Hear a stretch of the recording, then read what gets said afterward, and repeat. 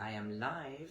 We are in chapter 5 of the Lord of the Horizon. It's the story of Ra-Ab, who we met before in The Eyes of Horus. This place in ancient Egypt, and it's one of Joan Grant's far memory books. I have been reading about Amenemhet choosing a wife and a discussion about it. We are now in the 5th chapter entitled Horizon of Horus. I already started that yesterday. I hadn't realized it was a whole new chapter. And I continue. You will have already heard that the oryx is to receive sufficient to build a temple worthy of its great position in the new Egypt. As soon as we reached home, Mary and I spent several hours each day working on the plans for the temple, which was to be built on land bounded by my estate and Hotep Ra, land henceforth to be known as the Horizon of Horus.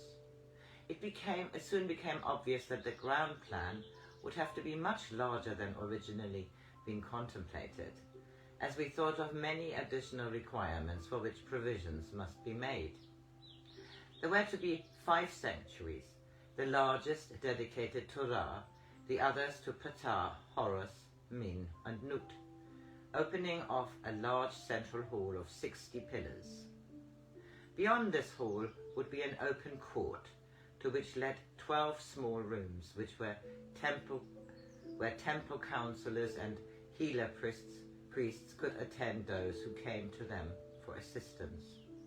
These rooms would also be used for the pre-initiation trials of temple pupils who were training in some aspect of Anubis. We decided that pupils of either sex should occupy the same courts, even though we knew that in the early dynasties, when the light flourished, it had been customary for them to be segregated until after initiations, when they became free to marry. Each pupil would have a small room, the window high up, the walls 4 cubits in thickness, so that no sound should awake the occupant until he were ready to return to his body. This was especially important for those who were developing the faculty of memory. But in all lines of temple training, it is well for a smooth return to earth to be assured whenever possible. There was to be a large swimming pool, surrounded by lawns and flowering shrubs, and beyond this a pavilion, open during the hot weather and closed by painted wooden shutters when it was cold, where the pupils would take their meals together. Beyond this again were the kitchens and the quarters for the temple servants. Each initiate priest would have a small house of his own, and those who wished to marry would have houses built for them adjoining the temple enclosure. Although in the oryx the people had always been able to ask for the services of a healer priest, there was no place for the sick to be cared for, save in their own homes, though in case of grave emergency, such an outbreak of pestilence, they were taken into the temple and, if necessary, even allowed to sleep in the sanctuaries. Now a row of 40 small rooms were provided, opening on a long, narrow garden, down the center of which flowed a wide water channel, to give coolness in the hot weather. They were the same size as the pupils' rooms, but without the extra thickness of wall, and with larger windows, through which the garden could be seen from the bed places. It had originally been suggested that fewer and larger rooms should be built, in each of which several people could be accommodated. But Ptah decided that in privacy they would regain their health more rapidly. Women who had a difficult delivery of their first child might, if they wished, come to the temple for subsequent births.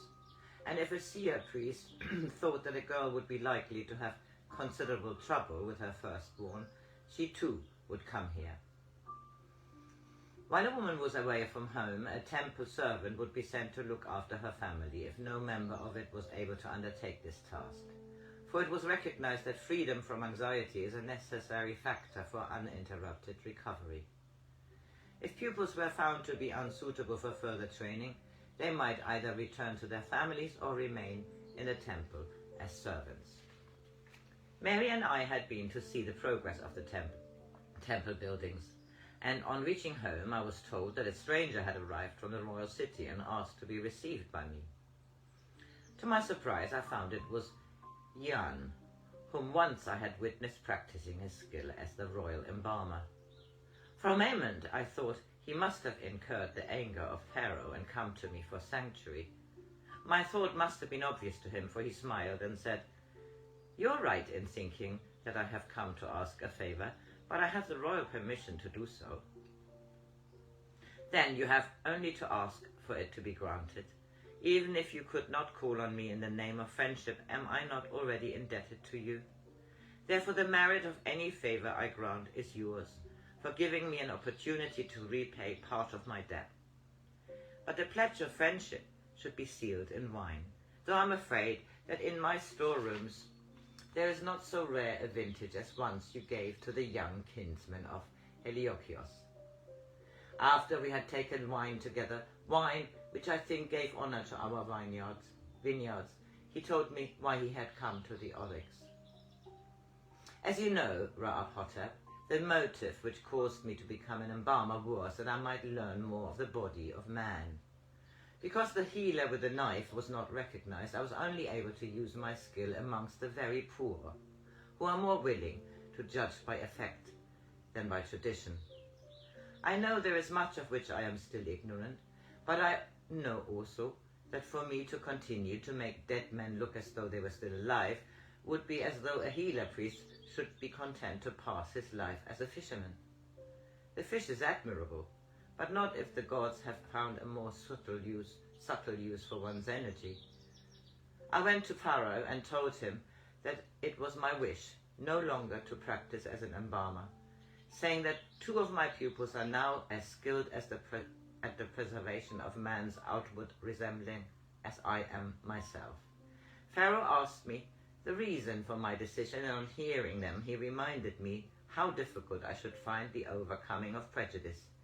I then told him of the curses I had effected, of women who had not died, although their unborn children were dead of growth which I had removed so that the flesh surrounding them was no longer polluted, of festering sores which I had incised and cleansed.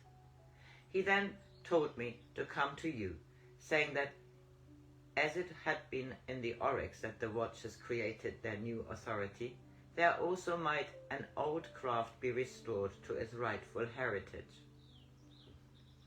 We are building a new temple, and when I planned it, I must have known you were going to join us.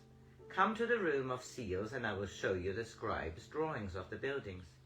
You must choose where you would like your house to be built, and how many rooms you will require for your pupils." "Then I am permitted to stay here?" "Jan, my friend, you are not only permitted, you are implored to stay." I laughed. And should you leave us, I shall try not to forget that our laws give to every man complete freedom of choice. For if I did so, I might be so discourteous as to send soldiers to bring you back only, of course, in order that I might once more implore you to stay. And if you want to get rid of me, your soldiers will have to carry me across your boundary and watch every cubit of it to prevent my return. Then we are agreed. You will remain here as my guest until your house is ready. How excited Mary will be, and Kias will come from the Jackal to bring you her greetings. She is beautiful, your sister. How happy I was to enjoy the company of the beautiful unknown, who came to my house in a sarcophagus, yet who was alive to my greeting. You have not yet told me what more I can do for you.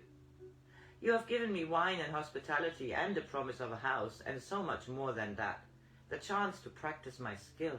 Do you wish to grant me yet more favors? Of course. Then may I learn as much as your priests of Ma'at are inclined to teach me? I know that I am too old to become their pupil, and that I must continue to work with the benefit of their sight. But from what Tet-hen tells me, did I tell you that I knew Tet-hen? I nodded, and he went on. I felt sure that the seer and the healer priest could find a use for the man with a knife, and for the physician. They are all working to the same purpose in different ways. They are brothers fighting against Set, though using different weapons. In the New Egypt, these two branches of the tree of knowledge must recognize their mutual roots. It would be unseemly for the priests to continue to regard us as butchers and to look on the healer with herbs as cooks who falsely claim magic, and it is unseemly for us to look on priests as magicians who must be believed or disbelieved, but whose powers are beyond the understanding of ordinary men. That is one of the bridges which must be built in the oryx, between the priests and the men of temporal skill. They are as important to each other as soul and body. He laughed. Perhaps I express myself too strongly, but it is a subject very dear to my heart. This is magnificent. Tomorrow we will go to Royden and you will find him as eager as I. The priests of the spirit and the priests of the body, together they shall work what men call magic. And what is magic, except the action of forces whose natural laws are not yet fully known? Together we will understand them. Yesterday I saw a woman walk who had been brought here in a litter and had not moved hand or foot for nearly a year. I will not bother you with the details of the story. She had allowed her only child to swim in the river after its father had refused permission. It should have been safe enough, for the bathing place is protected by a row of stakes, yet there was a crocodile, and it took the child. The next day the woman was unable to move. A priest of Anubis found that she was so terrified of accepting responsibility that she wished her body to be helpless. He freed her from the thongs of guilt, and she is now cured. Then I went on. I have always known that the soul affects the body, and most of the cures wrought in our temples have been due to healing the soul and leaving the body free to heal itself. I now realize that when the body has long suffered, it needs power on its own level to set it free. It is not enough to say, for instance, that when a woman has a growth in her womb, it was caused by her longing for a child, which for some reason she was unable to conceive.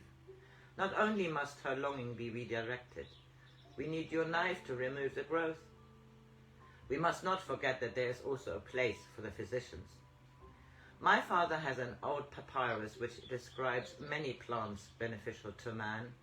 To please him, I have arranged for these to be grown in a garden adjoining the temple.